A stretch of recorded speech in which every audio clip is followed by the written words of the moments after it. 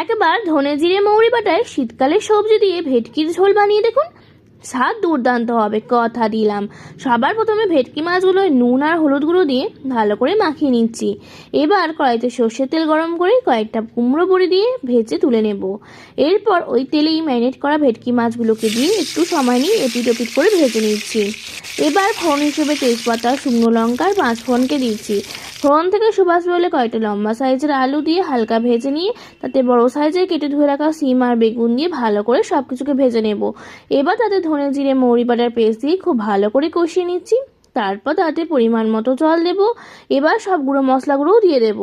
দিয়ে নেড়ে ছেড়ে ঢাকা দিয়ে 5 মিনিট সিদ্ধ হতে দেব।